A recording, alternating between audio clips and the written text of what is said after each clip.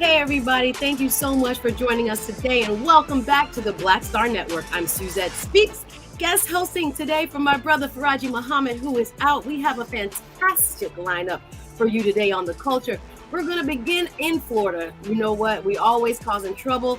Seriously speaking, there is a bill that is being considered in the Florida legislature that some lawmakers worry will stop the existence of Black fraternities and sororities on campuses across our state. I'm going to talk about it. We're also going to deal with the Supreme Court today. The United States Supreme Court is the only court in the land without a code of ethics. Why not? And should they develop one? I'm going to have my brother Shanadu Okafor with me today to help me discuss and unpack that topic. Then we are going to turn to the State of the Black World Conference. This is a conference, y'all, that's happening in Baltimore in April. And I have special guest Kim Poole, who will be giving us a sneak peek.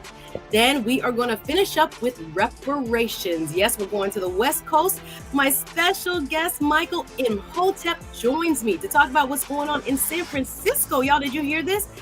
Local leaders are possibly showing early support for a possible $5 million reparation for Black residents. Y'all, we're going to talk about it. Stay right here. We are ready to kick off today's episode of The Culture.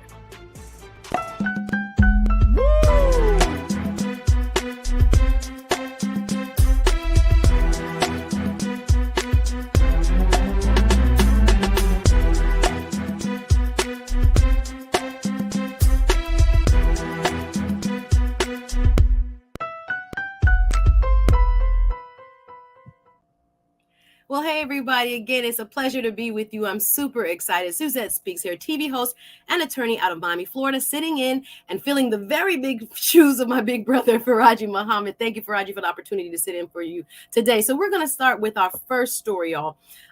Directly out of the Florida legislature, we are seeing a bill that is highly problematic. We know that diversity, equity, and inclusion programs have had a very hostile environment as of late in the state of Florida.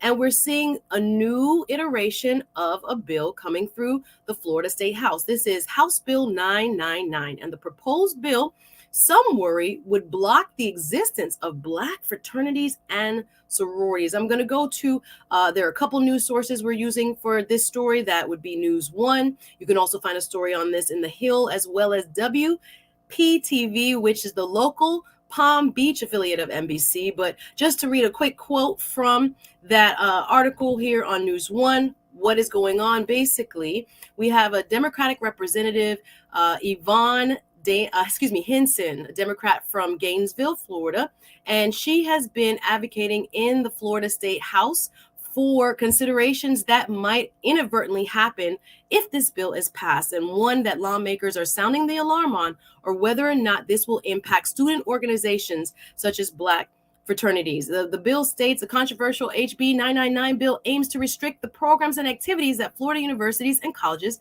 can promote or support. It calls into question student organizations, groups, or activities centered on diversity, equity, and inclusion. Well, I have the right brother to help me unpack what's happening in my great state, the Sunshine State. You know him. He is a continuous contributor here. He is also a diversity, equity, and inclusion expert. Y'all, please welcome back with me today to The Culture, my brother, Shanadu Okafor, who will be joining me now. Welcome, Shanadu. How are you, brother? How you doing, my sister? I'm fantastic. Good to see you hosting. Listen, y'all got me a little bit nervous, but I hope y'all will work with me and feel free to talk back. You know, this is an interactive conversation, y'all. So leave your messages in the chat, or if you're watching Team Replay, leave your comments below. We like to hear what our audience, the Culture Crew, has to say. So welcome, Shanadu. Listen, Florida is always going to keep us on our toes. And this proposed bill is no different. So let me just get your initial reaction. When you read about this bill, what was your initial reaction? Yeah, when I first read about this, I wasn't surprised because we all know that Governor DeSantis is posturing himself to be a substantial opponent to Donald J. Trump. So again, I wasn't surprised at what was taking place.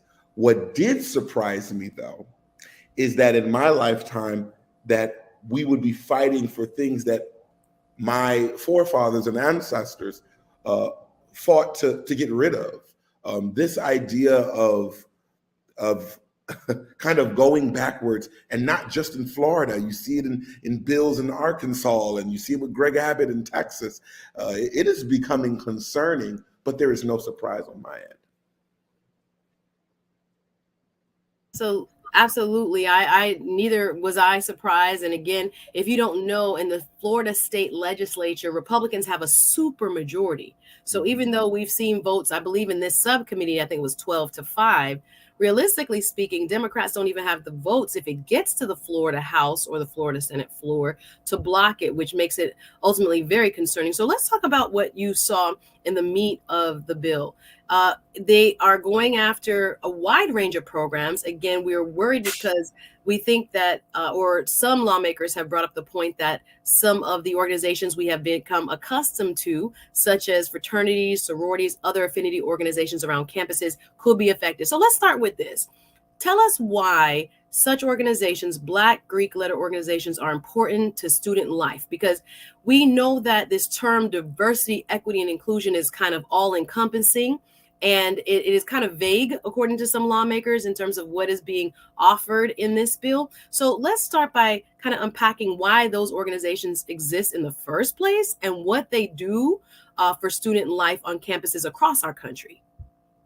I think first and foremost, it's really important to preface that there would be no need for inclusion if white people weren't so invested in exclusion and being exclusive and keeping people out and not giving people regular human inalienable rights. That's number one. So when you think about Black Greek letter organizations, the first being Alpha Phi Alpha, if my I hope I'm saying this right. I don't want Roland Martin getting upset with me, but if my memory serves me correct, these gentlemen who founded that organization, they weren't allowed to join the other fraternities that existed. So that led them to start their own. And you go 100 and something years forward, and now you have 9 amazing dynamic organizations in the now National Panhellenic Council that not only bring culture, but have been the harbinger for excellence, for change, and for culture making in our schools, in our communities. So many great men and women are results of those tenets that are followed by these organizations. And moreover, they become the fabric, especially for HBCUs, for the culture of that school. And even in the predominantly white institutions, especially in the predominantly white institutions, when you have your Divine Nine, as they're called, organizations, they lend a space for the minority folks there, especially Black folks, to feel welcome, to feel at home, to feel like they can lean on the culture of those before them. And when you look at the academic excellence, when you look at what folks who are members of that organization have done for society, I mean, at this point, you know, the D9 and those who are of that organization have given so much to our culture, to our nation. So what DeSantis is actually doing is he's trying to cut into the fabric of our excellence. And whether you're in a D9 organization or not, it is a threat to all of us, because where does it end? Absolutely. I want to bring up a comment. I see you guys in the chat again. Thank you for showing so much love. I see Karina Denise commenting. And again, we're focusing here on Divine Nine organizations, historically Black fraternities and sororities. However, this bill could potentially affect others, including Latin-based fraternities and fraternities and sororities, as well as gender studies programs, any kind of ethnic studies programs. So it's all encompassing in terms of possible student-led organizations that could be affected. Now, there are lawmakers who are proponents of this bill. Again, we have Chevron Jones and others. Thank you, Karina Denise. Thank you so much. Says this bill would affect Latin and multi-ethnic, exactly. Sororities and fraternities, not just D9, of course. So we have a broad base of possible entities on campuses that have historically, as you just pointed out, provided a safe space, a home for inclusion in campuses that traditionally had excluded people, in many ways still do, and provide a place for reinforcement of Black excellence and pride and a home away from home, etc. So why do you think we have continuously seen kind of DEI as the low-hanging fruit for targets by, specifically in Florida, the Republican-leaning lawmakers? Why is the phrase or the catchphrase, diversity, equity, and inclusion now seemingly to be the target of yet another bill? Why do you think they like going after these sorts of programs? I would always, well, two things. One, I think there is an affinity that white folk have for Black people in a very strange way. But more importantly, I always like to tell folks, when you think about this whole agenda of attacking DE&I, an agenda of attacking quote unquote wokeness, I think it's very imperative that we pay attention to what the census will be in 2050, where America will be a majority minority country, where white people for the first time will be actually the minority now. I think because of that, it is my opinion that white folk are trying to do whatever they can to stabilize and consolidate their power, even when that switch of the change of the guards, if you will, come to place. But furthermore, the attack on DE&I, it's so funny to me when you think of all industries where Black folk, Latinx, sexual gender minorities have been kind of kept out of the conversation. And now people are trying to rewrite wrongs. All of a sudden, white people are getting uncomfortable. You hear DeSantis say things like, I don't want white children to feel upset about being white. But then that means in theory that you're also okay with initiated and inculcating ideas to make Black folks and Latinx folks feel bad for who they are. And I think that is very, very dangerous, damning, and sad. And it's a fight that I think my generation and the generations coming after have to stand up for, which I think they already are. Yeah, we're at a crucial juncture here in Florida. I think I was very optimistic at one point, but knowing again how the vote is basically spread, and there's a super majority of Republicans, it makes me very worrisome when it comes to what will end up happening with these programs.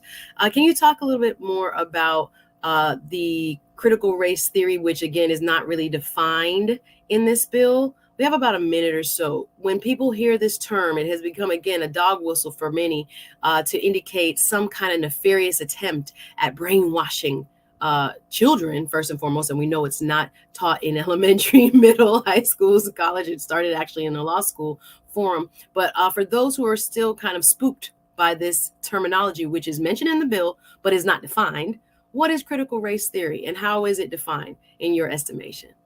I think critical race theory, in my estimation, is a high-level graduate course that discusses the. Let me take a second. That discusses not only the importance of what is going on in the African American race and the Black race, but how it is affected in a socioeconomic way, in an educational way, in a legislative way, so on and so forth. But it's very important that I emphasize that it is a high level. Like, it's not just that you went to college and this is something you study.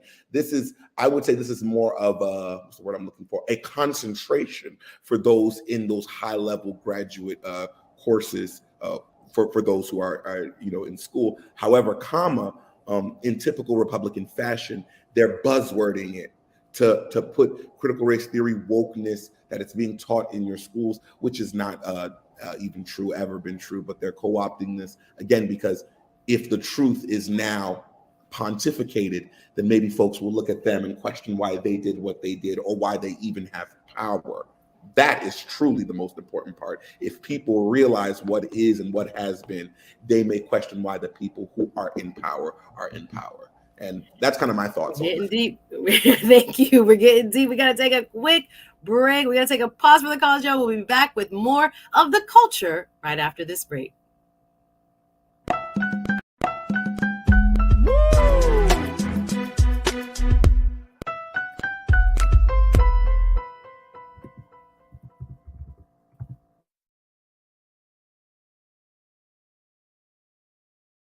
Black Star Network is here. Oh, no punch! I'm real revolutionary right now. Thank you for being the voice of Black America. All momentum we have now, we have to keep this going. The video looks phenomenal. See, this difference between Black Star Network and Black-owned media and something like CNN. You can't be Black-owned media and be scared. It's time to be smart. Bring your eyeballs home. You dig? When you talk about blackness and what happens in Black culture, we're about covering these things that matter to us, speaking to our issues and concerns. This is a genuine people-powered movement. There's a lot of stuff that we're not getting. You get it, and you spread the word. We wish to plead our own cause. Too long have others spoken for us. We cannot tell our own story if we can't pay for it. This is about covering us. Invest in Black-owned media. Your dollars matter. We don't have to keep asking them to cover our stuff. So please support us in what we do, folks. We want to hit 2,000 people, $50 this month, raise $100,000. We're behind 100,000, so we want to hit that. Y'all money makes this possible. Checks and money orders go to P.O. Box 57196, Washington, D.C. 20037-0196. The Cash App is $RM Unfiltered. PayPal is R Martin Unfiltered. Venmo is RM Unfiltered. Zelle is Roland at RolandSMartin.com.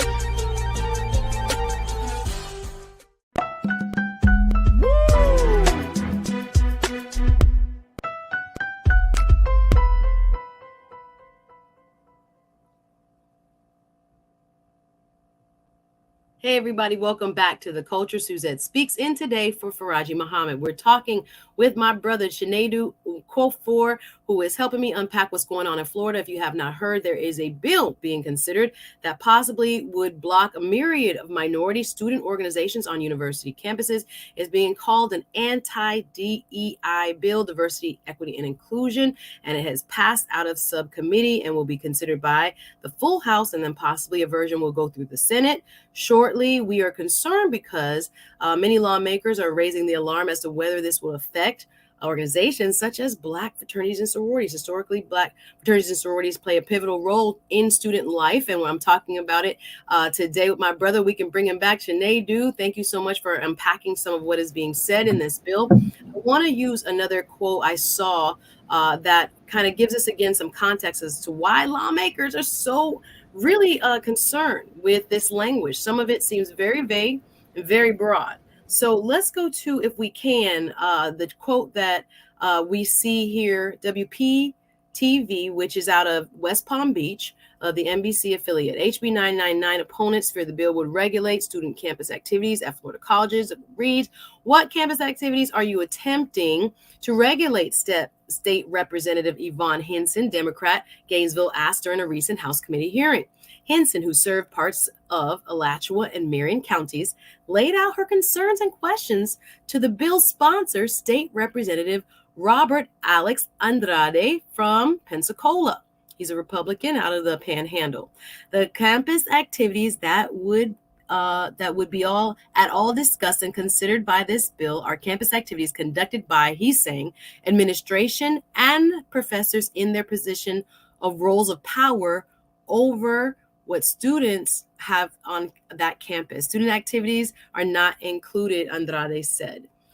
So we are hearing that the bill author is claiming that this is only for administration. It has nothing to do with what the students are planning in terms of their organizations and their affinity groups. Black Student Union, I saw you in the chat, was also mentioned, as well as several others. Again, not just Black-based organizations, Hispanic, Latino, it could be ethnic, for example, our Jewish brothers and sisters, as well as, gender studies and all types of possible classes and organizations could be excluded.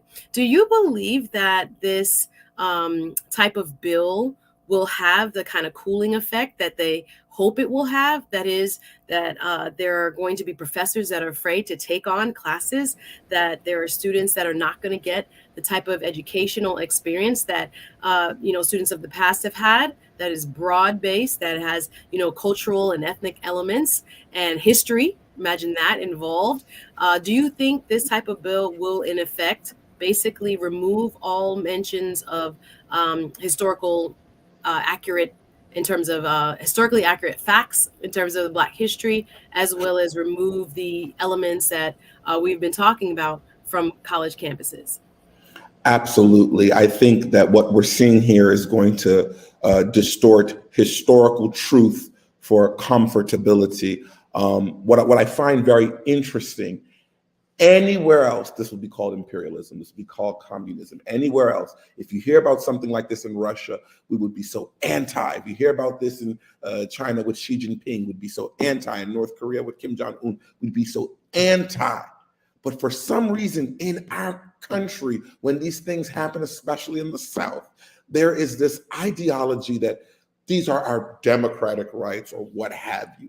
This is crazy. This is lunacy, as I've said many a times. I think this is going to create a sense of fear amongst teachers, amongst professors. Think about those who want to be tenured. Think about those who want to feed their families. This actually disincentivizes them from telling the truth, right? And even if they don't speak the lie, if they're not saying the truth, then it gives more room for the lie to fester, if you will. I think this is also an opportunity, right? Where we hear this all the time where, we say education is power and a mind is a terrible thing to waste. This also gives us an opportunity to say that we are not bound and gagged by the nonsenseness, the nonsensical ideas of the government, where the truth will live on regardless of anybody's rule or regulation. Because I do recall once upon a time, we were not allowed to even be educated in any form. And that didn't stop us from learning how to read. And that did not stop us from learning how to teach. I do think that this is an important moment as we fight for our freedom and fight for our right to teach as we see fit based off of the truths that we've experienced and lived through, that we should not be stifled or scared or be made fearful simply because a law is coming into place. I think education and knowledge is so powerful that I hope this inculcates something in our young kids, maybe to do more educational TikToks, which I've been seeing, or educational reels, which I've been seeing. That knowledge is going to get out, whether it's in the classroom or not. Well, that's a hopeful note, because listen, we're going to have to teach Black history at our houses and our church like we used to do. Hello, somebody, because it seems, again, this is quite an orchestrated effort to use public schools as a platform for this agenda, which is to remove certain histories and even groups that are based in diversity and inclusion from not only college campuses. My fear, Sinead, is that it's going to trickle down into, as what we've seen before, when they go to K-8 and high school as well. We got a hot conversation coming on in the chat going on here. I'm going to bring up a couple of the quotes from the Culture Crew. Thank you, guys. If you have comments and questions, this is your show, right? So please go ahead and leave them in the chat. Let's start with Janelle. I see you, sis, and thank you again for always being a part of the Culture Crew. Her quote reads, we need to meet their bold attacks by asking why they are seeking to roll back civil rights by advancing color blindness. Can you react to this, please, Sinead? Because again, sometimes you see it kind of cloaked in this, why do we talk about color?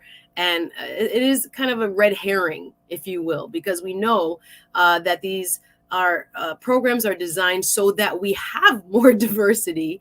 And oftentimes, I would say affirmative action, when things started to open up in the 80s, you didn't have people hiring as well as colleges admitting in the numbers that you did after there was support by, diversity, equity, inclusion programs. So what are your thoughts on Janelle's comments? My thoughts are very simple. That's exactly what this is. It's a civil rights attack. And what is so funny about that exact statement and how she presented it is that we have to also remind folks what happens when we move out the civil liberties of people. Where do we exist at? Thank goodness for those engineers who came from foreign lands, who worked at Google and Apple, that are enabling us to do the things that we do today. What happens when you make this place uncomfortable for people who have different ideas or from different backgrounds? So it is definitely a civil rights thing. It's a inhumane thing. And I think sometimes we need to make sure that we are cloaking it in that way, because that's exactly what it is.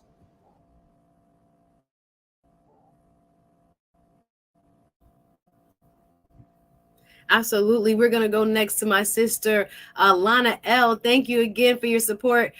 Fellow Culture Crew member, always holding us down, says, I think DeSantis is being strategic with this move. An attack on MPHC is an attack on Kamala Harris.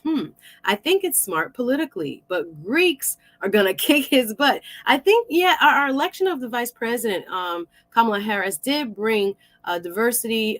They see, D9 as a threat. Thank you for the end part of that quote there. Appreciate that, Keenan.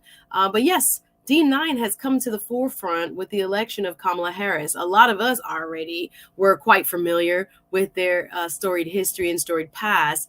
But now, is this maybe a power play to kind of get back at the D9 support and strong organizational capacities on the ground? So that for future, I mean, I've heard Brother Roland Martin say, we plan for the next 5 years. They're planning for the next 50 years when it comes to the outcomes of what this country looks like and what its institutions look like. Do you think it's, kind of a specific attack on D9? Absolutely. It's a complete attack on Blackness. And I think it's important that we say that, because if you need an example, look at those amazing 8 years that we had voted for one of the greatest presidents, arguably in our history of this nation. And then look what we got right after. There's this idea of, even if Black folk are bringing things that could help everybody, it's this visceral feeling that Blackness is not good enough. And they're just using D9 as something, as a stud point, for their attack on Blackness altogether, on Black liberation. And most importantly, if you pay attention, what the folks at D9 were able to do is bring people together, the college educated and the non-college educated, white collar, blue collar, celebrity, every day. And that is a threat to the plight of white supremacy.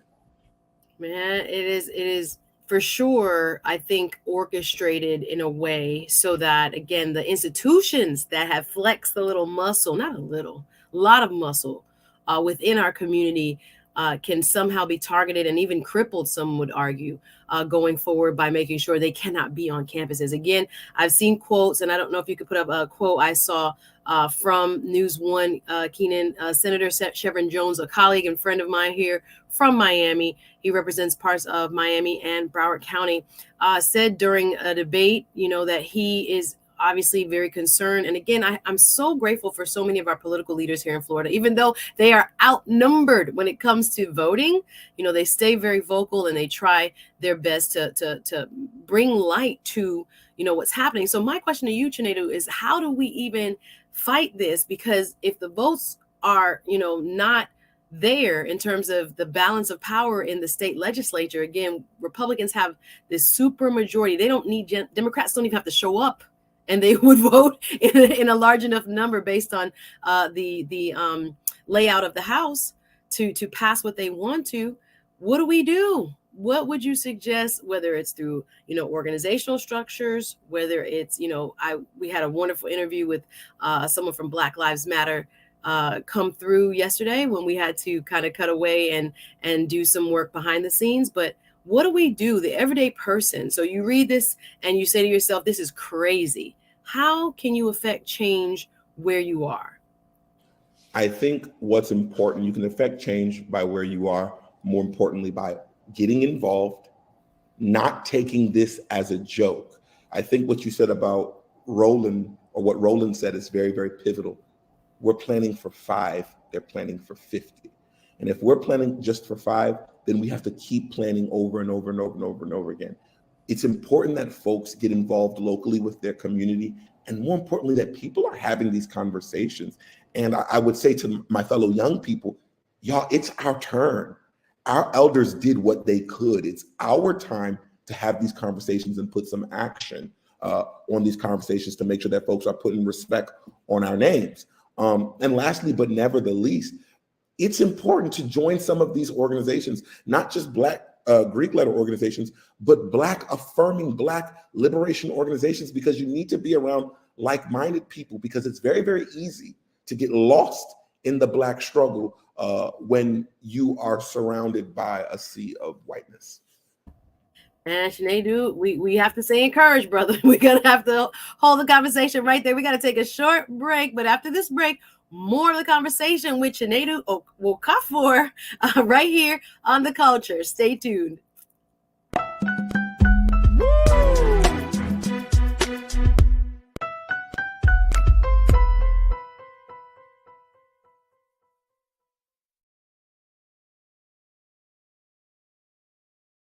Hatred on the streets, a horrific scene, a white nationalist rally that descended into deadly violence.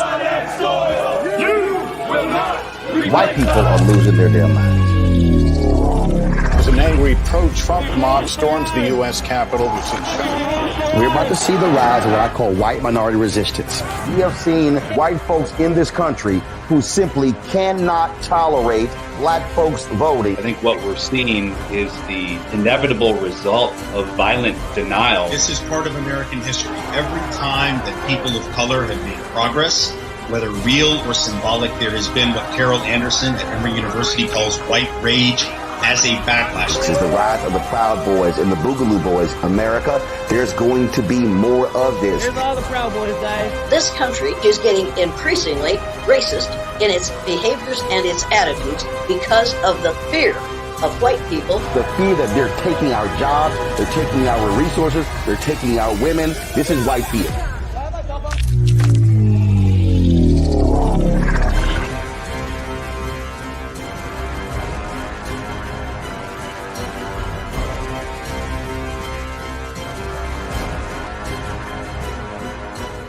Black Star Network is here. Oh, no punch! I'm real revolutionary right now. Thank you for being the voice of Black America. All momentum we have now, we have to keep this going. The video looks phenomenal. See, this difference between Black Star Network and black-owned media and something like CNN. You can't be black-owned media and be scared. It's time to be smart. Bring your eyeballs home. You dig?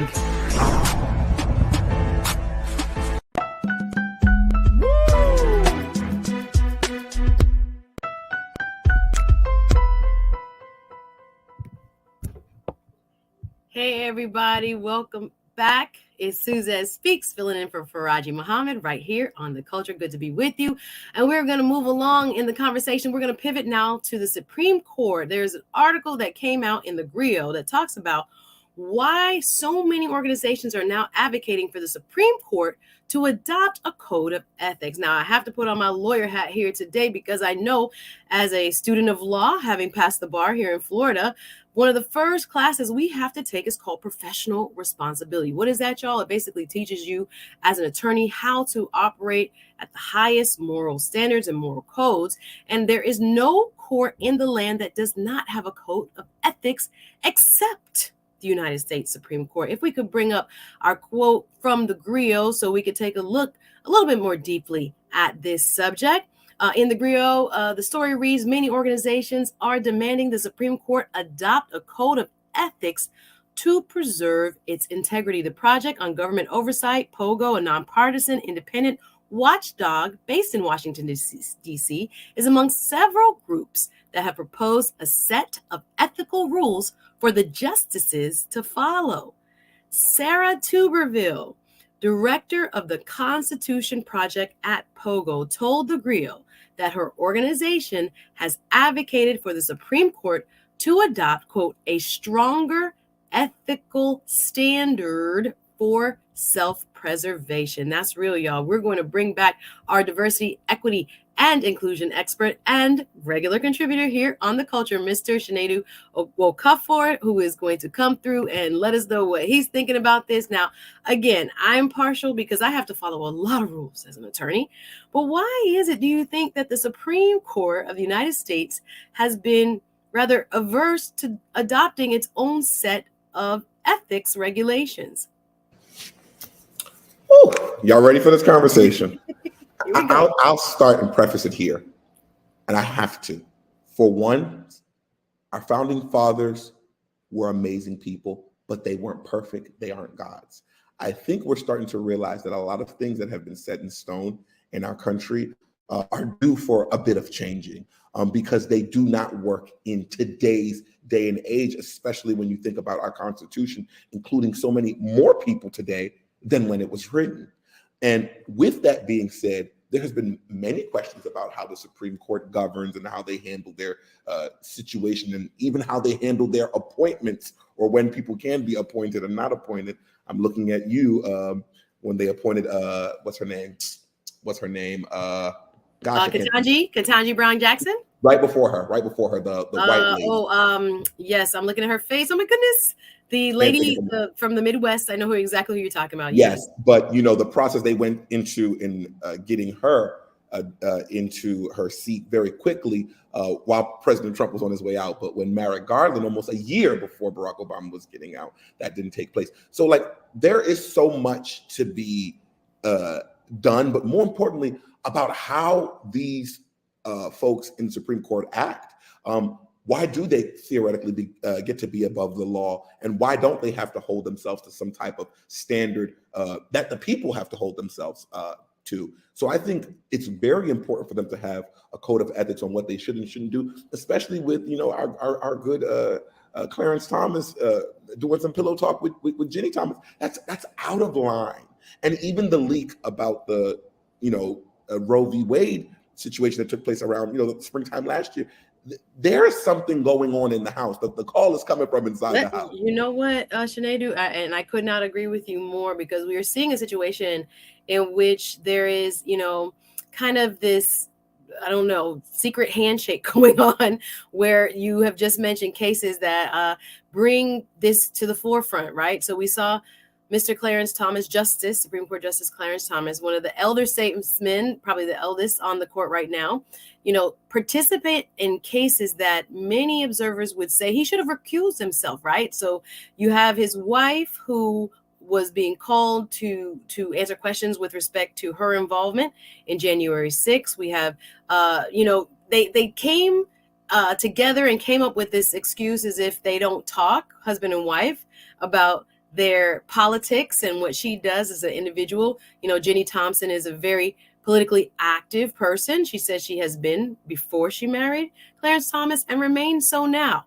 But what about that? Why are we seeing less recusals when it comes to what many people who are just, lay people looking from the outside would say, you have a relationship with this person, or, you seemingly would not be impartial. That's the key, because judges, especially on the Supreme Court, even though we know it has become much more political. Amy Coney Barrett. Coney Barrett. Yep. I was like, I keep looking at her face in my mind's eye. Amy Coney Barrett, again, who had never really, served for any long lengths of time, et cetera, et cetera. As you said, she was pushed through very quickly and had a political bent that people were really concerned about, right? Prior to some of her writings when she was a professor, really led to, those of us who basically predicted what she would be on the court, for the long term, for her lifetime, actually. So back to Ginny Thomas, Clarence Thomas, why is it okay? And I know it's not. See, I can't even ask the question, because I'm like, why would it be okay for Supreme Court justices to pick and choose for themselves when they don't recuse themselves, when everyone else, like I said, if there's a conflict of interest in the state court, me as an attorney, I can raise it and I can say, clearly, judge, this person, you can have judges removed all the time from cases, or cases removed from what they call forums, their location, because of bias, right? We have rules for that. Why is it that the Supreme Court, you believe, and again, we probably stand on the same side of this issue, but why do you think they would believe that they alone should be able to make the calls as to whether or not they participate and hear certain cases? I don't know exactly, but it's starting to seem like there is some type of erosion in the Supreme Court, and at the same time, some type of connection between Supreme Court and politicians. That's what it seems like to me. When you think about some of the landmark cases that were argued, whether it be Brown versus Board of Education, or even Roe v. Wade, think about that time.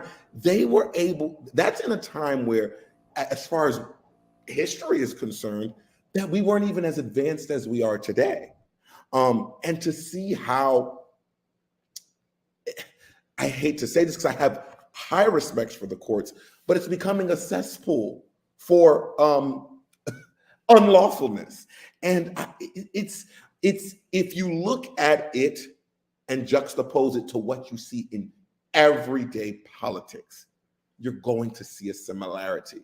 And I don't know if folks think that they're above the law or greater than the law, but something has to give. And it's really to the point where I don't think the people are impressed with what's going on and who these folks are that are supposedly making the laws of the land. If you remember when Supreme Court Justice Brett Kavanaugh, when he was going through his process, I said to myself, there is no way in hell this man was going to get through.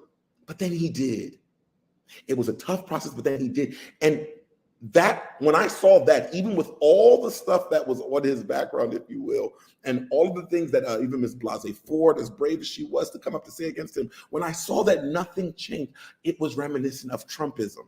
It was reminiscent of how did this person who said what he could do in Fifth Avenue and nobody will be bothered or grab women by their genitalia, how is that person becoming president? You're starting to ask those same questions in this realm of judgment. And that's why I think that corrosion is coming in. And it's becoming dangerous because this is a life appointment. These people are there until either they die or they decide that they don't want to be there anymore. And there's a danger in that. And that even in itself might need to be changed. And that might be one of these questions that are coming up in this ethics law, if you will, or this ethics code or what have you that they need to have, because things are changing and people actually have questions. Absolutely. Speaking of what the public thinks, in this CNN article, I think it said the Gallup poll conducted in September 2022 said more than 50% of Americans say they do not have trust and confidence, as much trust and confidence, or not at all, in the judicial branch headed by the Supreme Court. So think about that. 50% of the American populace doesn't even trust their own Supreme Court. Now, that is such a daunting number that it begs the question, why not act sooner? Because without trust, all of our institutions break down, actually. Yes. But specifically, trust in the judicial system, that's what separates the United States from almost any, problematic, if you will, countries around the world. That is the law and order, that the fact that something can happen to you and you have a recourse, that a courthouse is there that you can walk into the steps of the courthouse and say, Judge, I have a complaint. Someone has wronged me. Or the prosecutor's office on behalf of the people can say this person committed a crime and they will be held to account. This is the beauty of, even though it's an imperfect system, that we have. So if we are seeing that the public trust is eroding, what do you think is the holdup? I really can't. I mean, when I look at it, I'm just like, without trust, there is no government institution, right? So at 50%, do you think that number will continue to decline if there are no code of ethics for the U.S. Supreme Court? I think the trust in the judiciary will increase, the mistrust, if you will. And I thought that 50%, that statistic was interesting because it's not 50% Democrats, 50% liberals, it's Americans. So that means it goes through the gamut of Republican, Democrat, independents, libertarian, et cetera, et cetera, et cetera. This is scary. And what I'm going to say, and I've said this before, if we as the greatest nation, the nation of law and order, and when people say that, I always ask, when we say that we're the nation of law and order, ask yourself, who's law and who's order? If we don't get our acts together, us as the greatest democracy, that's just going to be in name only. We're getting to the point where all of those great things that we were once known for are up for question. And where do I get this from? You hear our adversaries saying it. You hear them talking about how America is not as great as they seem. So I think I love this nation, and I believe that this nation has so much room to grow. But I think in that process, there's nothing wrong with saying, folks, we have an issue, but we also have an opportunity. And let's not waste time. Let's not dilly-dally on this issue, because in my opinion, once a greater amount, 50% is half, once a greater amount continues to lose hope, then where is law? Where is order? Where is trust? More importantly, where is that thing that Barack Obama helped many people find, and that was hope? My hope goodness. that betterness is on its way. We have to be very, very, very careful.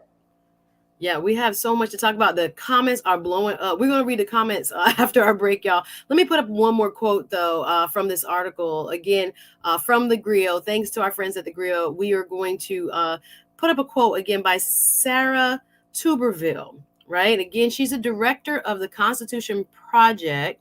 And this second part is really what I want to focus on. Told the Griot that her organization has advocated for Supreme Court to adopt stronger ethical standards for what she calls self-preservation. Hello, somebody.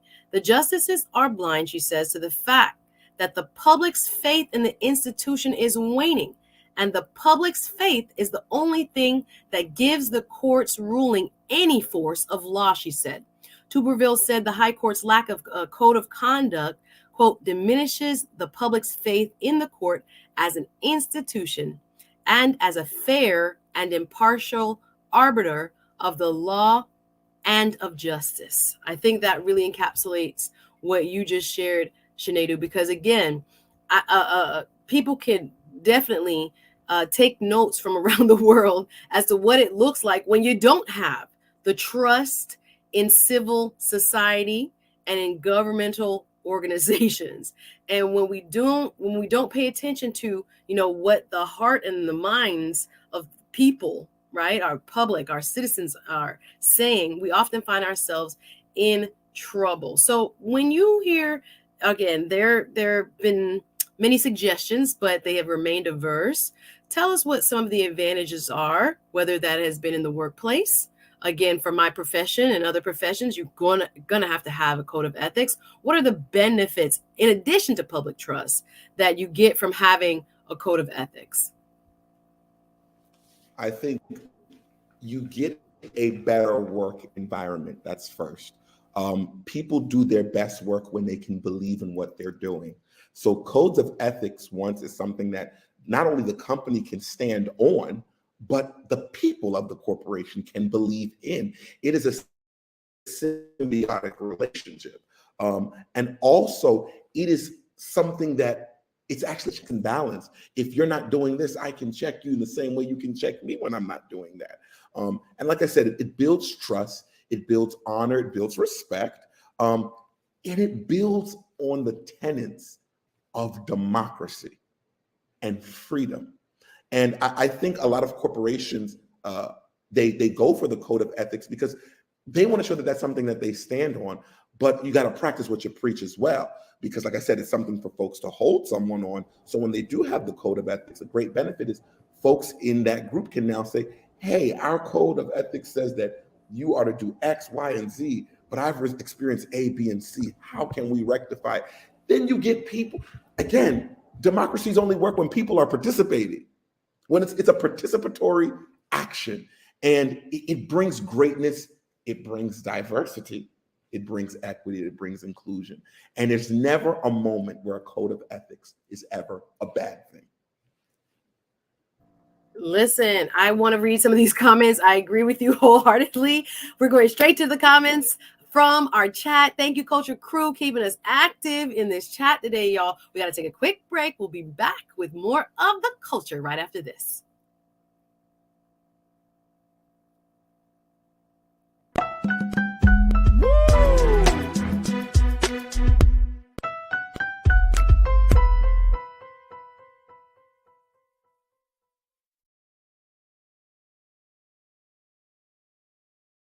When you talk about blackness and what happens in black culture, we're about covering these things that matter to us, speaking to our issues and concerns. This is a genuine people-powered movement. There's a lot of stuff that we're not getting. You get it, and you spread the word. We wish to plead our own cause.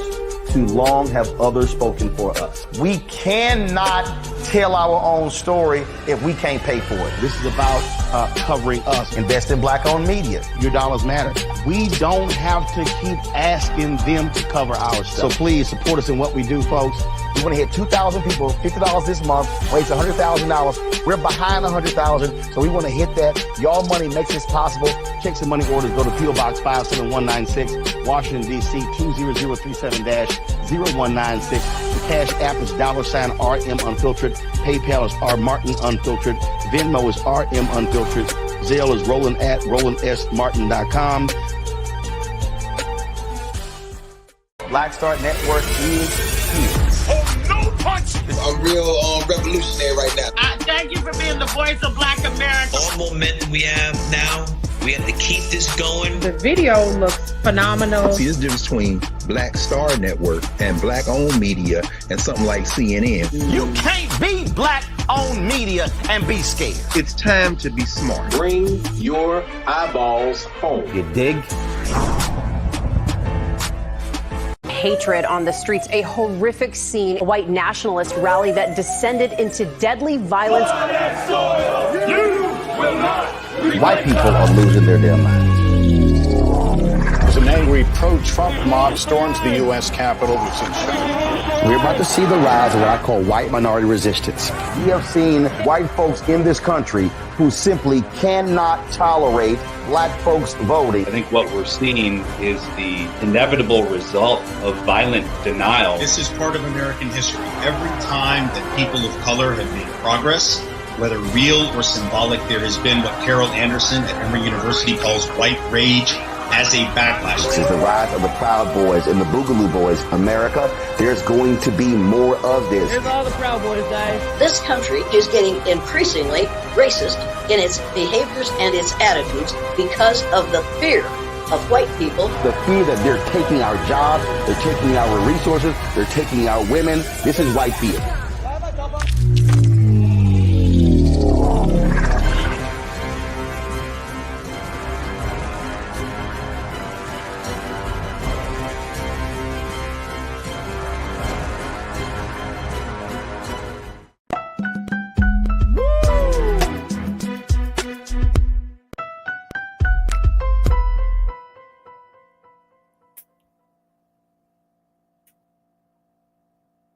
Hey everybody, we're back on The Culture right here on the Black Star Network. Suzette Speaks, sitting in for Mr. Farajii Muhammad. We're just going to go through some of the comments. Let's bring back Sinedu as we wrap up on the Supreme Court and the Code of Ethics that they probably should adopt sooner than later. Let's go ahead and read a few of your comments, guys, before we get to our next topic. We're going to start with, how about Janelle Fields? She writes, why won't Congress and the executive branch make the judicial branch behave? Aren't they supposed to be three equal branches of government? Girl, you said a word. Let's go next to Karina Denise. Let's do that. Hey, sis. And she'll be joining me tomorrow, filling in for Farajii. She says, this is a lifetime appointment. Blank needs to go.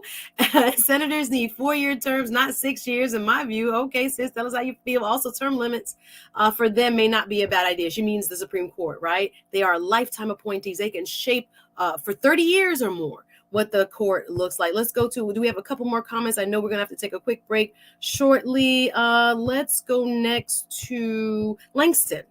Langston, I saw your comment. Langston says Brett Kavanaugh got through the Supreme Court due to, in his opinion, white supremacy.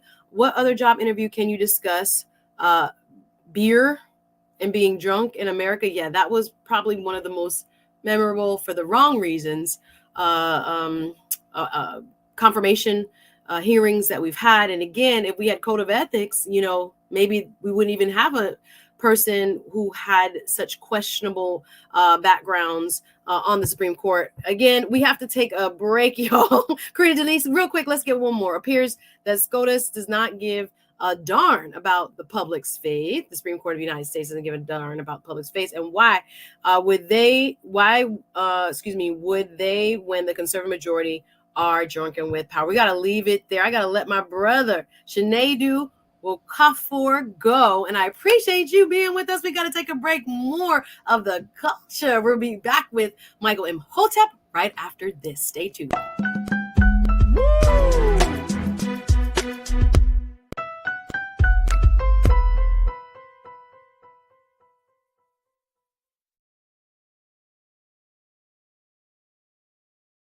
I'm Deborah Owens, America's Wealth Coach, and my new show, Get Wealthy, focuses on the things that your financial advisor and bank isn't telling you, but you absolutely need to know. So watch Get Wealthy on the Black Star Network.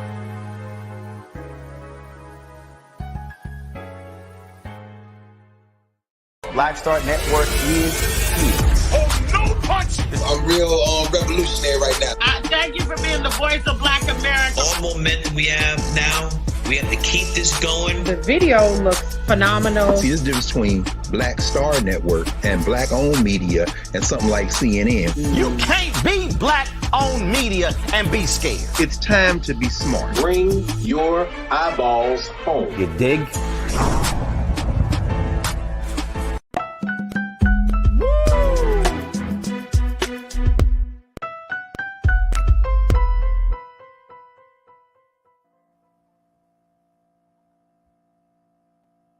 It's Suzette Speaks here, sitting in for Farajii Muhammad. Welcome back to The Culture. I'm so grateful that we're going to have the next contributor join me. He is no stranger to the Black Star Network. You've seen him all over, Mr. Michael Imhotep. He's going to be schooling me, really, because he is the expert when it comes to reparations. But there has been a movement going on in California, y'all. I'm not sure if you have kept abreast of what has happened in San Francisco. Well, there are indications that local city leaders, after forming a board, a committee actually, to look into the value of what reparations could possibly be for what Black residents there have lost over time due to injustices of the past, would value. And they came up with, and I know the headline is that $5 million headline per residents who qualify, but there were actually over 100 different recommendations by this advisory board that will now go to the city's main board of governance for consideration. Now, I am so excited, yet even surprised, if I'm being honest, that the movement for reparations has gotten this far, so far that a city the size of San Francisco is thinking about putting a major policy initiative like this forward. Well, we're going to get to the bottom of this, and the devil, yes, is in the details. I want to welcome now, as a guest contributor today with me, Mr. Michael Imhotep. Welcome, sir. Hey, Suzette, how you doing today? It is a pleasure and privilege to be alongside you, brother, to be sitting here. You too. Thank you very much. And again, I am not the most, what should I say, knowledgeable about what has been going on in the fight for reparations. So I'm grateful that you're here and you're going to be able to shed some light on what's going on in San Fran. So what do we have here? I know, again, preliminarily, this is, what should I say, a suggested framework. No one's getting any money just yet. But tell us what you have seen as your initial reaction with what's going on in San Francisco over there on the West Coast. Okay, and just very quickly, I'm a historian. I don't claim to be an expert on reparations, even though I know a lot about it. Okay, I hear you talk about it all the time. That's why I call you. Oh yeah, well, I'm a historian and I study history, law, politics, and economics, but I don't claim to be an expert on reparations. Okay, but what we have here is you have a proposal of a one-time payment going to African Americans who are eligible, who would be eligible in the city of San Francisco, not for slavery, because San Francisco does not have a history of slavery, just as generally speaking, California does not have a history of slavery, because California came into the Union in 1850 as a free state, not a slaveholding state. So this would be, according to the article from CNN.com called San Francisco Leaders Show Early Support for $5 million Reparation Payments for eligible Black residents.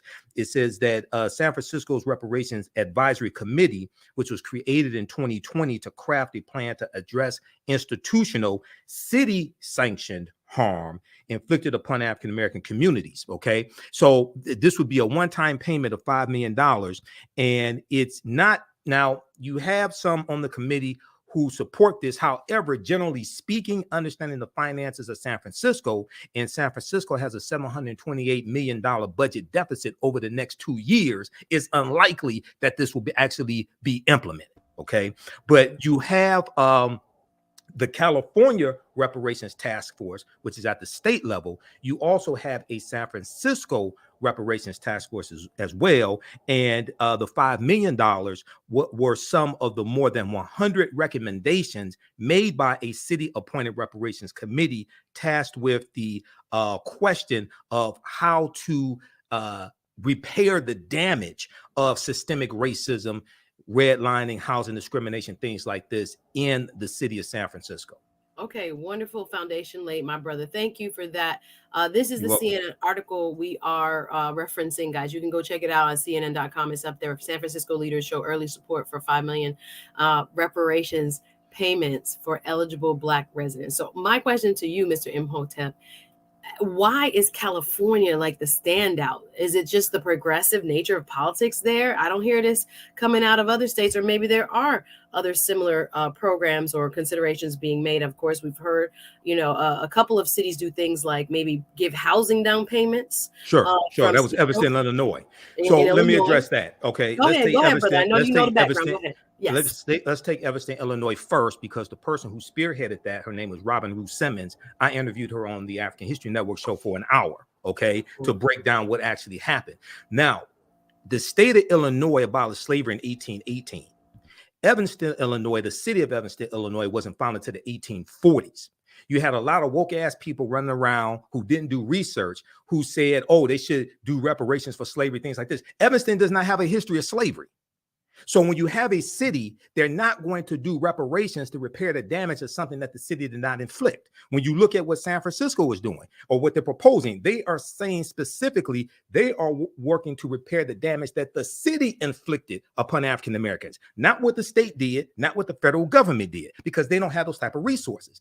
Evanston, Illinois is a city of approximately 60,000 people with a percentage of African Americans at 16% and declining. They don't have a history of slavery, but they had a rampant history of housing discrimination and redlining. And there's still some African Americans alive today who live in Evanston who were the victims of the housing discrimination and redlining. So this is what their reparations program, the $25,000 vouchers towards housing, was designed to remedy, not slavery. Okay, so when we look at reparations on a city level, and we have a reparations task force here in Detroit, I'm not on it, but I do know people on the reparations task force.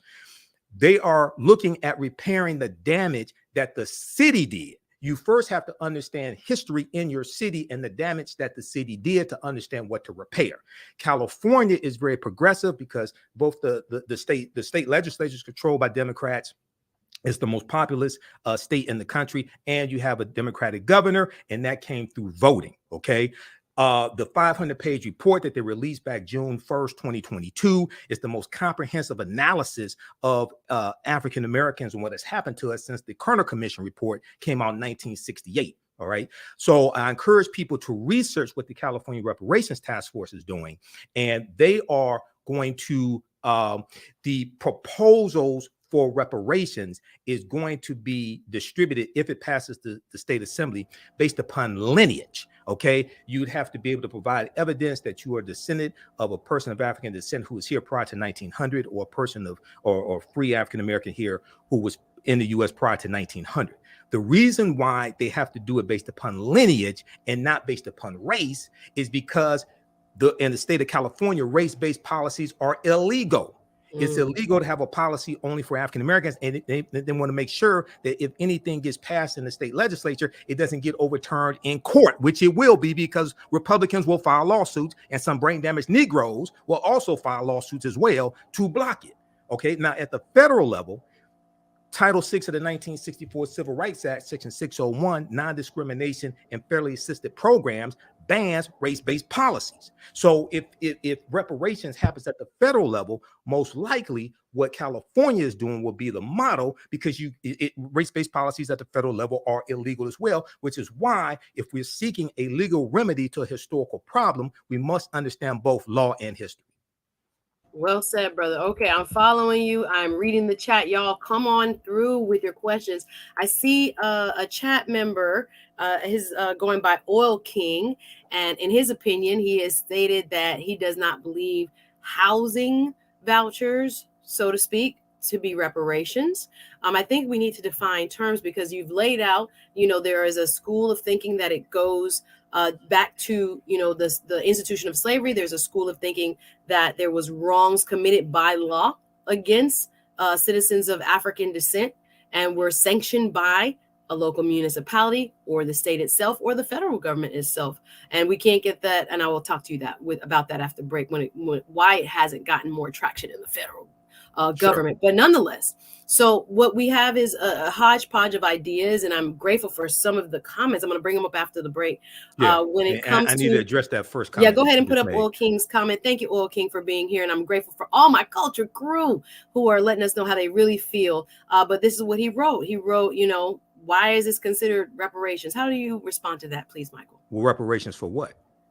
The concept of reparations means repairing the damage or something. That's why you first have to understand what it is you're talking about. This is why a lot of arguments dealing with reparations I don't get involved in, because I'm listening to people and they don't understand history, law, politics, and economics. Evanston, Illinois has no history of slavery. So why is a city of 60,000 people going to pass a law to address something that didn't happen in the city and the city was not responsible for? The city was responsible for housing discrimination against Black people. Therefore, the city is going to implement laws to repair the damage that they are responsible for. We have to understand what it is we're talking about before we can seek a remedy for it. Reparations, the root concept, means to repair the harm, to make you whole again, to repair the damage of something that was done. You're trying to go in the left direction, but don't understand you should go in the right direction. Now, you need to repair the damage of a legacy of slavery and decades of Jim Crow. It's not just slavery. Chattel slavery ended something like 157 years ago. Decades of Jim Crow segregation, redlining, housing discrimination, voter suppression. What we're dealing with today is the culmination, the accumulative effect of all that what happened after chattel slavery ended when the U.S. Constitution, when the 13th Amendment was ratified December 6, 1865.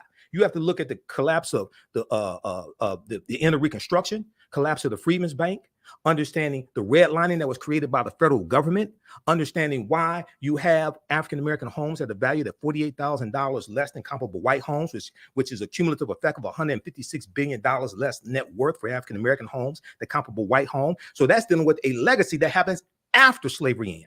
So when we deal with repairing the damage of a history of slavery and all that happened after that, we have to change the laws and policies that were put in place that continue to inflict the harm today. Cash payments are not going to do that. Cash payments can be part of a comprehensive reparations problem, but anybody with any intelligence who understands the spending habits of African Americans know damn well if we all got $1 million a day, white people will have it all back by this time next week. And the only thing you would have done is stimulated their economy, but the laws and policies that maldistributed wealth, power, and resources will still be in place, still inflict the harm, and you haven't repaired the damage. Well, we're doing work over here. Michael is really breaking it down. Let's put up Chris Big. I see your comment there, brother. It says reparations really is the wrong word. Again, we're getting context now to as far as damages go in terms of the law in the United States. Consequential damages is one type of damages we would be eligible for under the law. Okay, I'm getting into the legalese here. And personally speaking, understanding white supremacy, I would take the name reparations off of it, because anytime you say reparations, it automatically brings up resistance. I would talk more understanding that most of the people who got to vote for these policies are white, especially at the federal level. Okay, I would talk about the actual policies and how it's going to help not just African Americans, but help America in general, because anything that benefits African Americans is going to help America in general. The executive order that President Joe Biden did for student loan forgiveness, that's going to move 500,000 African American families from a negative net worth to a positive net worth, but it will also benefit white people as well. It's going to really help a lot of African Americans, okay, and discharge a little more than 25% of our student loan debt is going to be discharged when you talk about African Americans, but it's also going to help a lot of white people also. So what's good for African Americans is also good for America. So when we present these remedies, when we present these policies, understanding that the majority of the people in the U.S. House of Representatives and the U.S. Senate who have to vote for this are white, you also need to talk about how it's going to help them and their constituents as well, not just African Americans, if you actually want to get something accomplished. I love it. We're peeling back the layers, y'all, but we got to take a quick break. I'm here on with Michael Imhotep doing work, y'all. This is The Culture. We'll be back with more right after this.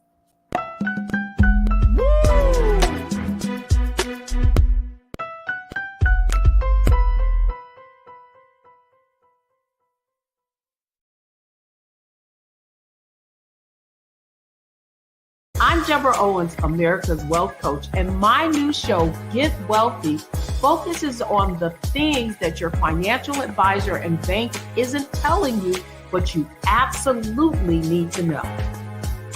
So watch Get Wealthy on the Black Star Network.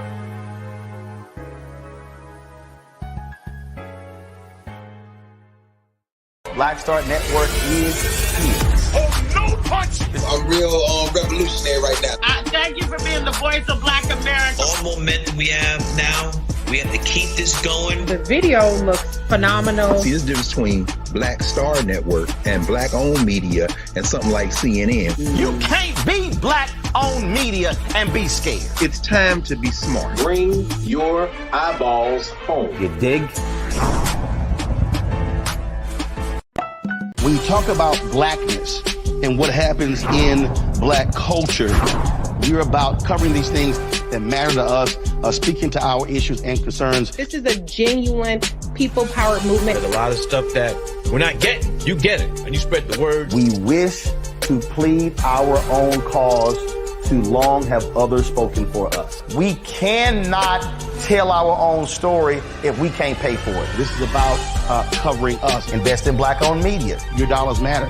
We don't have to keep asking them to cover our stuff. So please support us in what we do, folks.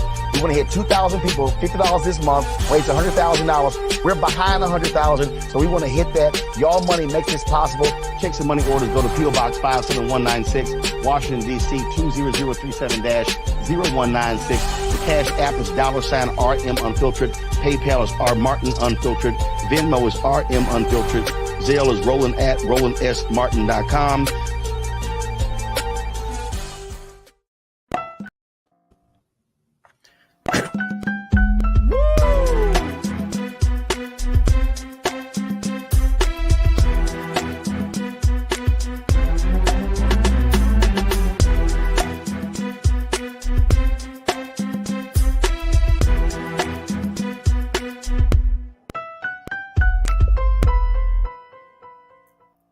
Hey, welcome back to The Culture. This is Suzette Speaks, sitting in for Farajii Muhammad. I'm here with my brother, Mr. Michael Imhotep, who is teaching y'all about what it is that's happening on the West Coast over in San Francisco. There has been a movement towards reparations for certain qualifying Black residents, and we're having a robust conversation here. I'm going to put up a few of your quotes. Let's bring back Michael Imhotep now. I see you in the chat, y'all. I see everybody, and I'm going to only be able to read a few. Let's go to a quote I saw by Mimi D 726, a Culture Crew regular. Thank you for being here, sis. I see she writes that if the government gave us real reparations, and now this is a contention I've seen brought up many times when this discussion comes forward, Michael, the cost, right? That would bankrupt this country. Are we cool with that? How do we address this when we are having the conversation, whether it be on the municipal level, right? Or whether it be, state, or even next we'll talk about the federal levels. But what about the cost? How do we address that? Because I'm thinking $5 million possibly per resident who qualifies in San Francisco. Like you said, budgetarily, it doesn't even kind of complete. That ain't gonna happen. Don't look for your check in the mail if you live in San Francisco. People will That's say. not happening. So how do you respond to a comment like this? Well, first of all, what are you repairing the damage of? You first have to analyze what happened to African people and analyze the damage that was inflicted to then understand how to repair the damage. Okay, this is why you have to understand the laws and policies that were put in place, the voter suppression, the housing discrimination. And one of the main ways that people have accumulated homes and have accumulated wealth in this country is through ownership of homes. One of the biggest programs to do that was the GI Bill. 1945, 1946, and from about 1946 to 1970, $67 billion was invested into the GI Bill. This gave low interest loans to veterans of World War II and who served in the military to get low interest loans to buy homes, start businesses, and to go to school, go to college. Okay. Largely speaking, African Americans were heavily discriminated against that, even though we served in World War II, even though we earned those benefits and our taxpayer dollars were paying for them. So when we talk about the cost of reparations, one, just giving a check don't solve just giving a check does not repair the damage that was done. Okay. And then you have people who say, well, our ancestors worked for free for X amount for 246 years, things like this. Yes, there were 262 skills, trades, and crafts that our people had in this country from 1619 to 1865. Now, how do you enforce that? What law or that? Now, this may go outside the circumference of some people's awareness. I don't play games with people. When you understand getting reparations, you have to have a legal foundation to be able to enforce what it is you say that you want. What law are you citing that slaves were supposed to be paid in the first place? Yes, slavery was morally wrong. I agree. Yes, it should not have happened. But when you study the laws of this country, when you study the U.S. Constitution, which is the first legal document that you should read, slavery was sanctioned by the U.S. Constitution. It was legal. So what law are you citing the slaves were supposed to be paid? This is why the legal arguments that we make for this have to be different than a lot of the arguments that have been made in the past. One of the legal arguments, and I've talked about it on this show, deals with enforcing the Black Freedmen Indian Treaties of 1866, which is what one of my teachers, Dr. Claude Anderson, has been fighting and enforced for years. And then more recently, Attorney DeMario Solomon Simmons, who is of Muskogee Creek ancestry and who is a frequent panelist on Roland Martin Unfiltered as well, he's been fighting for that because that is an actual example of us getting some type of restitution or reparations from the 5 civilized tribes of Native Americans, the Choctaw, Chickasaw, Creek, Cherokee, and Seminole Indians, who all owned African slaves. And then after the Civil War ended, they were forced by the federal government to allocate land to those Africans that they own and set them free and give them membership in those Native American tribes, give them all the rights and privileges of Native Americans. When you studied Black Wall Street in Tulsa, Oklahoma, we love to talk about Black Wall Street. I've studied the history of it, but we don't understand that Tulsa, Oklahoma was founded by Creek Indians around 1834. And when they went into Oklahoma, they took their African slaves with them. And a lot of the early African-American landowners in what will become Black Wall Street, which was that business district, which began at the intersection of Greenwood, Archer, and Pine, a lot of those early African-Americans gained land from those Black Freedmen Indian treaties, which are still in effect today, but many of our ancestors were being pushed out of those treaties starting in 1941. So I'm for what will ever work when it comes to repairing the damage of a legacy of slavery, Jim Crow segregation, and racism and redlining. To understand what will work, we need to understand the history of what has worked.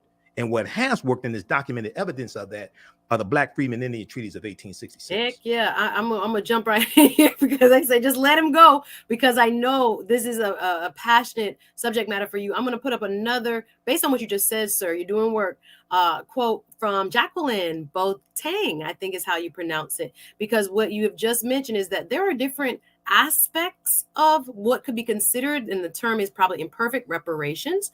But Jacqueline brings up reparation can come in the form of housing, education, healthcare, employment, and farming. Hello, somebody, because again, Black farmers have been through it. So we lost millions of acres of land coming from being discriminated against from the U.S. Department of Agriculture. I was going to say, inflicting harm upon us. USDA has done by law some of the most heinous things and created the most damage and removed the most land, right, from people of Black heritage. So when it comes to the check, because that's, I think some people are very hung up on the dollar amount, but there's other forms reparations can take. Would it be better, or is it like you said, depending on what was lost in the first place, as a remedy of what law was in effect in the first place? But talk about the various types of reparations, even here in this specific case in California, in San Francisco, are being considered. Now, the headline gave you the $5 million per person, right?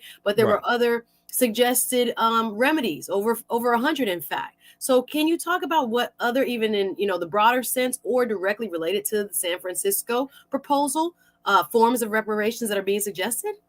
Various forms could be free college tuition, going a certain period of year without having to pay taxes. It could be allocation of land. For instance, just generally speaking, when you study the Homestead Act in this country, the Homestead Act of 1862, it gave over approximately 260 million acres of land, largely to white people in this country. They had to maintain the land for 5 years. and they had to pay the taxes on the land. Okay. And then after 5 years, the land was theirs. Okay. Well, you have tens of thousands of families, largely white families today, that still have land in their families that was given starting in 1862, but they gave away land for over 100 years. They kept giving away land up until about the 1970s or early 1980s. All right. Largely, African Americans were locked out of this massive land giveaway. That's the Homestead Act of 1862. Okay, this was legal, and this is an example of how we were being discriminated against. Then you have the Southern Homestead Act of 1866 that gave away about 45 million acres of land as well. So when we study the history here of massive land giveaways, then when you talk about housing is extremely important, because that's one of the main ways that people create wealth in this country. And because of redlining, which was created by the U.S. federal government around 1937, and what redlining did was they took a map and they drew red lines around areas where African Americans lived. And what happened was they made it either impossible to get homeowners insurance or insurance for businesses in those areas, or you had to pay a very high rate. Okay. And then we were discriminated against when it came to get low interest loans. Like when you have the suburbs that are being built after World War II. Okay. You had white people who were able to get 3% down on low interest loans to get homes built out in the suburbs. African Americans were largely locked out of being able to take advantage of those benefits we earn in our taxpayer dollars paid for. So we're locked in the inner city. Then the U.S. Interstate Highway Acts in 1952 and 1956 drive 41,000 miles of U.S. interstate highways all across the country. Comes right through Detroit, right near where I live. I live where Black Bottom was, right here in Detroit. It wipes out thousands of homes and businesses. This place is about 1 million people. The article that I posted here called Bulldozed and Bisected is an excellent analysis from NBC News that documents this. Okay. Well, the $1.2 trillion infrastructure bill that only 19 Republicans in the Senate and only 14 in the House voted for, that's going to start to repair that damage that the U.S. government did through the U.S. Interstate Highway Acts. Okay, wiping out homes, wiping out businesses. It's going to start repairing those neighborhoods where the expressways went right through. So housing is extremely important, especially now with the cost of housing increasing, because during the 2 years of COVID, they weren't building new homes. So you have a crunch when it comes to housing stock. You think I wouldn't want a house right now? Absolutely. That's one of, really tell you the truth, that's one of the first things that we should be going after, home ownership. We got to take a quick break, y'all. I am enjoying this conversation with Mr. Michael Imhotep. I see you guys in the chat. I'm going to read more of your comments, but we got to take a quick break. Much more of the culture, talking reparations, right after this.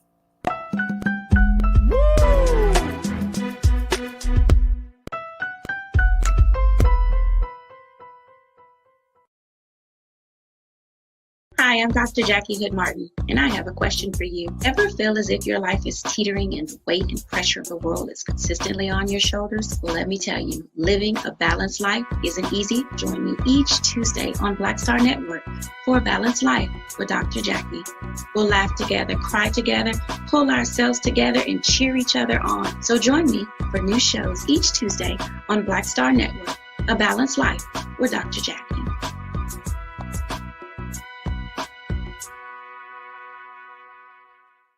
When you talk about blackness and what happens in black culture, we're about covering these things that matter to us, speaking to our issues and concerns. This is a genuine people-powered movement. There's a lot of stuff that we're not getting. You get it, and you spread the word. We wish to plead our own cause.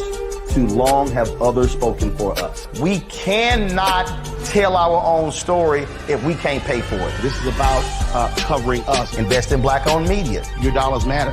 We don't have to keep asking them to cover our stuff. So please support us in what we do, folks. We want to hit 2,000 people, $50 this month, raise $100,000. We're behind 100,000, so we want to hit that. Y'all money makes this possible. Checks and money orders go to P.O. Box 57196, Washington, D.C. 20037-0196. Cash App is $RM Unfiltered. PayPal is R Martin Unfiltered. Venmo is RM Unfiltered. Zelle is roland@rolandsmartin.com. Hatred on the streets, a horrific scene, a white nationalist rally that descended into deadly violence. White people are losing their damn minds. As an angry pro-Trump mob storms the U.S. Capitol, we're about to see the rise of what I call white minority resistance. We have seen white folks in this country who simply cannot tolerate black folks voting. I think what we're seeing is the inevitable result of violent denial. This is part of American history. Every time that people of color have made progress, whether real or symbolic, there has been what Carol Anderson at Emory University calls white rage as a backlash. This is the rise of the Proud Boys and the Boogaloo Boys. America, there's going to be more of this. Here's all the Proud Boys, guys. This country is getting increasingly racist in its behaviors and its attitudes because of the fear of white people. The fear that they're taking our jobs, they're taking our resources, they're taking our women. This is white fear.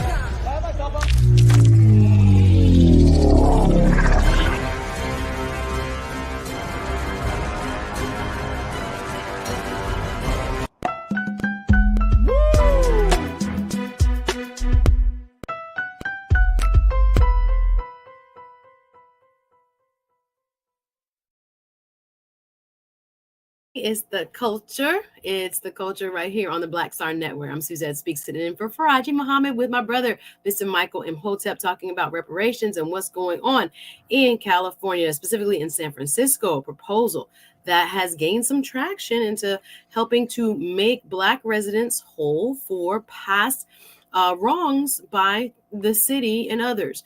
We're talking to Michael Imhotep. I'm going to read more of your comments. Keep them coming in the chat. If you're watching Team Replay, go ahead and leave your comment below, like, and share this video. So let's start with Karen.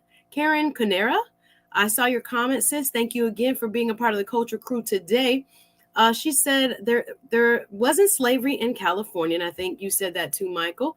Right. There was and is racism. The return of Bruce's Beach, and I love the Bruce's Beach example, to the great grandson was the best example of reparations so far. He sold it back for $20 million. Do you want to make any kind of comparison there?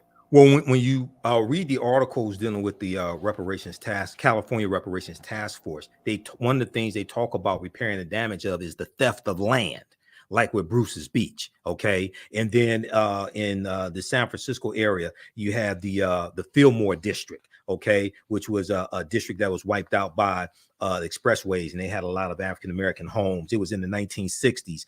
So there's a good article from the Washington Post from February 27, 2023, San Francisco debates reparations $5 million each for Black residents, okay? And they talk about the Fillmore district in the 1960s was demolished, and this was a neighborhood once known as the Harlem of the West, and it displaced 883 businesses and about 20,000 people, most of them African-American, okay? So California has a history of this, but we see this across the country. So when we talk about repairing the damage, not just of 246 years of slavery, okay, but decades of housing discrimination, theft of land, racism, voter suppression, etc. Okay, so this is why you have to understand the laws and policies that were put in place that inflicted the harm, to understand the laws and policies that need to be put in place to repair the damage that was done.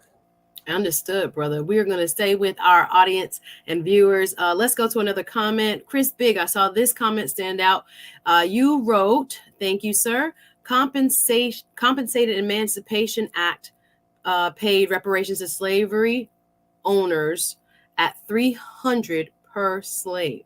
That was only in Washington, D.C.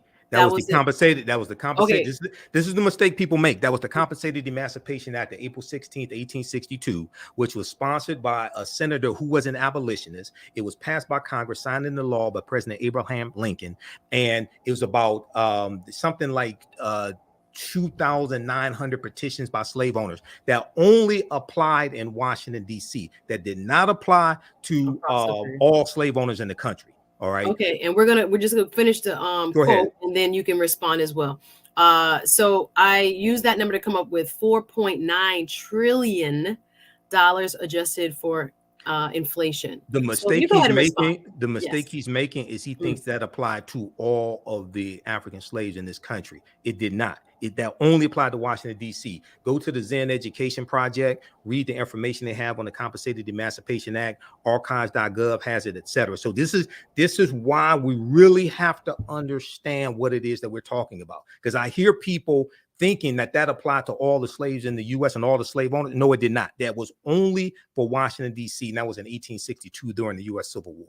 Okay, very interesting. Y'all teaching me here, and I'm enjoying the conversation. I'm a historian. I've been studying history 33 years. Google my name. Visit my website, theafricanhistorynetwork.com. There's a reason why I'm in 7 documentaries. Okay, well, I think also maybe and just to play devil's advocate, they perhaps do know it only applied to D.C., but are still using it.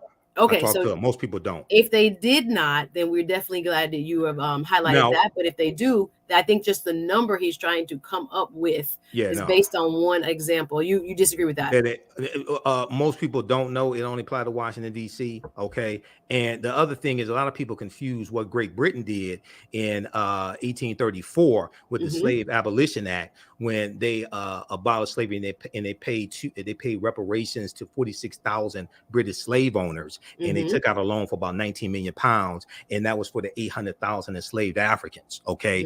A lot of people can confuse what Great Britain did with what the U.S. did. Okay, understood. Thank you.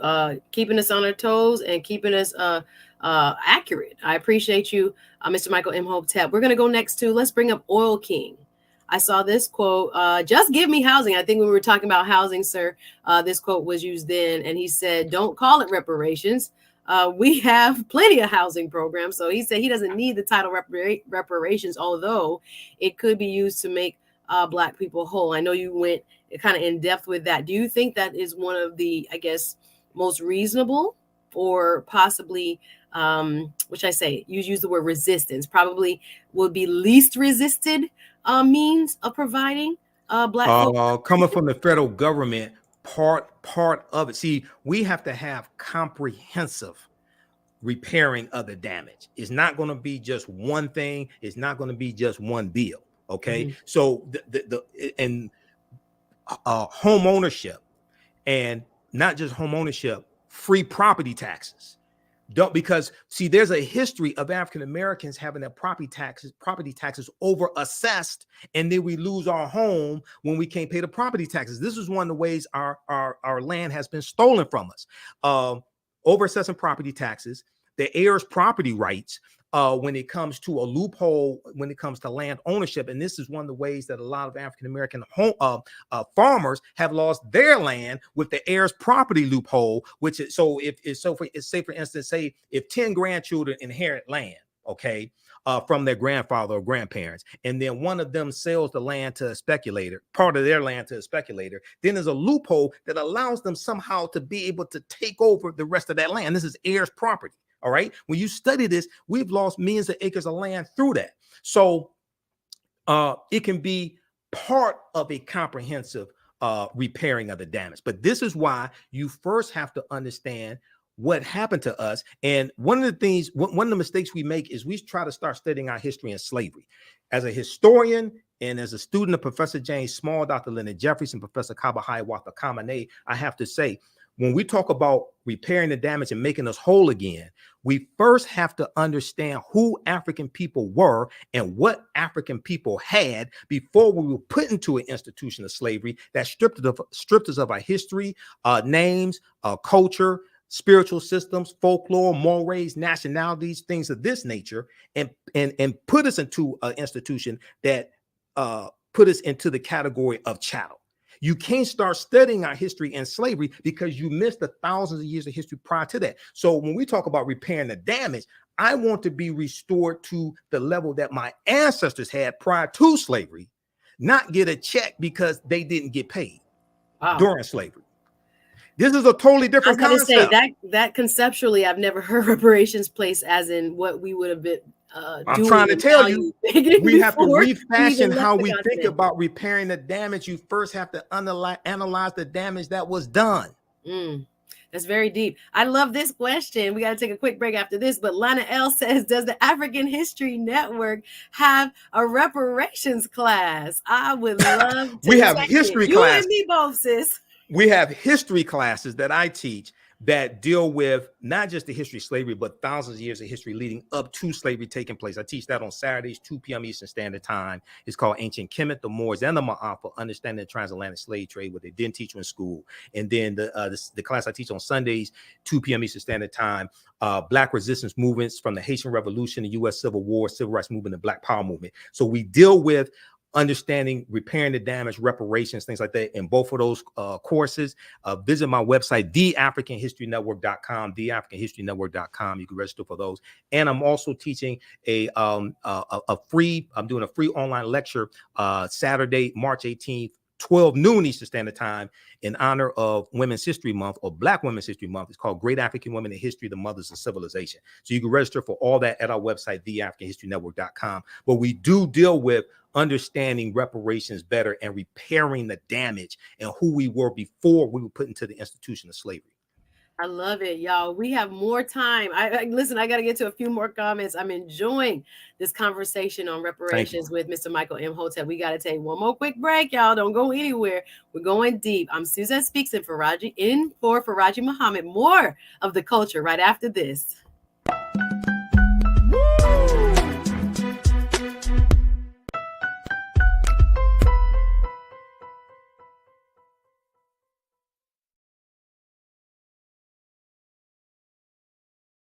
Black Star Network is here. Oh, no punch! I'm real revolutionary right now.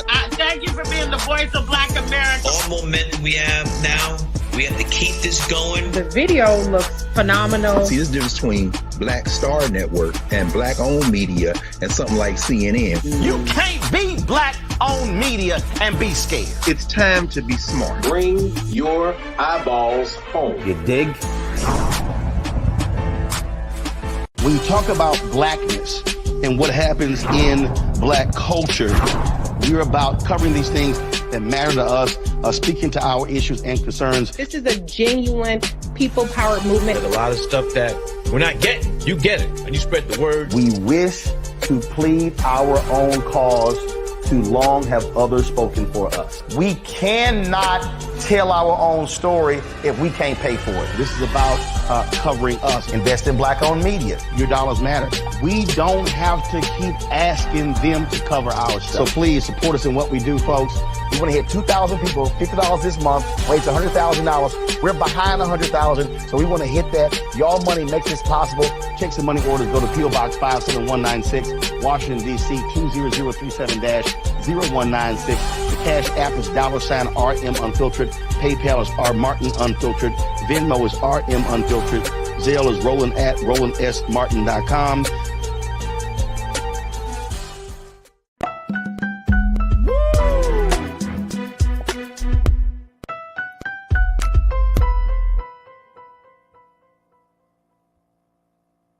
We're back. I am Suzette Speaks in for Farajii Muhammad right here on The Culture, enjoying a deep conversation with my brother, Mr. Michael Imhotep. We're talking reparations, y'all, and we're going to bring him back now. I wanted to ask you, brother, about why the federal response has been so stalled. The last thing I remember is Ta-Nehisi Coates doing a wonderful presentation before Congress, making the case for federal level reparations. Where are we now with the federal response? Has the Biden administration made any moves, and why or why not?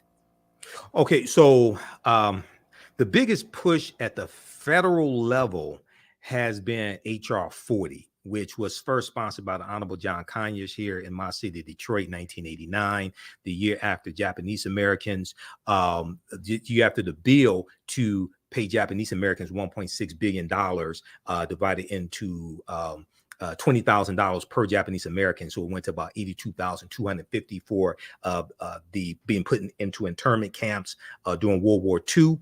The year after that, John Conyers introduces HR 40. And the 40 comes from 40 acres and a mule, which is special field order number 15. prior to the coup plotters taking back control of the House of Representatives, you had, according to Congress.gov, 196 co-sponsors of HR 40. None of them were Republicans. I've heard that you had 217 co-sponsors. It takes 218 votes to get any bill passed in the House. Now, the problem is in the Senate, you're going to need 60 votes in the Senate. No Republicans support reparations in the House or the Senate, not even the black ones. So even with 51 Democratic senators, and I'm not sure Joe Manchin or Kirsten Sinema supported either, but you need 9 Republicans to vote for it. At the federal level, what really should happen is we have to push for the policies that we want and take the term reparations off of it. The majority of the people in the House and the Senate that got to vote for this stuff are white. 95% of the U.S. Senate is white, and you need 60 votes in the Senate. Okay, and one of the things that needs to happen. So, for instance, I posted this article here, and I've talked about it here on the show before. Racism has cost the U.S. $16 trillion Citigroup fines. Now, this is an article from September 23rd, 2020. I've done an extensive broadcast dealing with this. And it documents how over the course of 20 years, from the year 2000 to 2019, the U.S. economy has lost $16 trillion due to racism. One of the things this does is it shows how racism negatively impacts everybody in the country, not just African Americans. The same argument that I make when it comes to getting the George Floyd Justice and Policing Act passed is the same argument that I make when it comes to getting the John Lewis Voting Rights Act passed. And the same argument with repairing the damage of a legacy of slavery, Jim Crow, reparations, and segregation, etc. If you only make this a black issue, you're going to lose when the majority of the people that got to vote for it are white. If you actually, if you can pull up that article, because what it does is it goes and looks at 3 categories, and it says that black workers have lost $113 billion in potential wages over the past 2 decades because they could not get a college degree. Okay, so if you correct that, then they can buy homes, they could buy cars, things like this. This helps grow the GDP. This helps grow the economy. Number 2, the housing market lost $218 billion in sales because black applicants could not get home loans. This helps banks. This helps real estate agents, etc. This helps grow the economy. Number 3, about $13 trillion in business revenue never flowed into the economy because African-American entrepreneurs could not get access to bank loans. Most importantly, they go on to say the U.S. could have $5 trillion in gross domestic product over the next 5 years if those gaps and others were closed today. This is dealing with laws and policies. So when you repair these laws and policies, it helps everybody. Wow. So we have to, and what this study does, and there are others like it, it shows how racism is hurting everyone in this country, even though we may get the brunt of it. Okay. So we have to also understand how to market the benefits of correcting these structural inequities, as opposed to just focusing on how it's going to help African Americans when the majority of the people that got to vote for this stuff are white. Yeah, I've never heard it framed that way, quite frankly. My degree's in business administration, not history. Yeah, and I'm thinking to myself, would people rather, and again, maybe commentators would agree or disagree, do you think that the majority population would rather shoot themselves in the foot than actually make money and allow black people to also make money? Like, that's what that's saying. Is am I incorrect? In business school, we talk about a win-win proposition. Right. If I want a deal from you, I got to explain to you what's in the deal for you, how it's going to help you. Okay. And that, even though you have a lot of people who mean well and their hearts are committed to this, that largely that's not what's happening. Right. We have to talk about how correcting these structural inequities will help everybody. Yeah. Wow. Okay. Not even though we'll get the majority of the benefit because we got the majority of the harm. This will help repair America also. That's amazing. Policies that are good for African Americans are good for America in general. In general, that I believe as well. Let's go to a few more comments, y'all. We have about 10 minutes left. Chris Big, I saw when you responded to what Mr. Imhotep proposed. Chris's opinion states when the damages begin is a legal question as opposed to a historical one. Thank you for your comment. Let's go to Lana L next. Thank you, sis. She wrote, HR 40 has been dismantled to garbage. Now, if we don't even have the votes in the Senate, nobody is voting for it in the Senate. What benefit does it have? Like, how can we continue to keep it at the fore? Many of us who, support one party or another, mostly the Democratic Party, see this as, something that they have kind of overlooked. Is there a way that the public at large can put this back into, the conversation, at the forefront of the conversation, where many people think it deserves to be, as opposed to kind of like, oh, it's a back burner, and I guess, wait on cities and states to do it instead? What are your thoughts? Okay, first thing that has to happen is America needs a massive history lesson, because Americans are very ignorant of history. I'm not just talking about African Americans. I'm talking about Americans in general. One of the good things about Juneteenth becoming a federal holiday is it can become very powerful if we use it correctly, because Juneteenth is the only federal holiday that deals with slavery. Okay, this is an opportunity to have a national conversation of not just about slavery and the harm that was inflicted upon African Americans, but what happened after slavery ended. Okay. The collapse of Reconstruction, the collapse of the Freedmen's Bank in 1874, when African Americans lost $2.9 million in deposits, how our land was taken away after Reconstruction ended, the voter suppression that was implemented. And then also, a lot of people don't know that you have between 8,000 and 20,000 white Southerners who fled the U.S. and they went to Venezuela, Cuba, and Brazil, because slavery was still legal there, because they did not want to live under rule of Republicans and deal with free African Americans running around as well. So America must have a massive history lesson with June 1st, with June 1st becoming a National Day of Remembrance of the Tulsa Race Massacre. That's an opportunity for us to have a national conversation of not just the greatness of Black Wall Street, but that ties right into the Black Freedmen Indian Treaties of 1866. Okay, because that's how a lot of early African American landowners got land to build Black Wall Street, was from those treaties. All right. So we have to understand that, one, America needs a massive history lesson. Two, you have to use that history lesson as a platform to push the policies that have to be put in place to help repair the damage. And three, talk about how repairing the damage will benefit everybody in this country, not just African Americans, when white people are the majority of the people who have to vote for these laws. Now, if we were 70% of the population, it'd be totally different with 13.5%. Okay. Right. And we only make up 2.5% of the U.S. Senate. And I say half because half the time Senator Tim Scott doesn't act like he's Black. Well, hold on now. We about out of time. He's against reparations, by the way. Tim Scott is? Okay. Tim Scott if he jumps into the race. He voted against the John Lewis Voting Rights Act. He blocked the George Floyd Justice and Policing Act.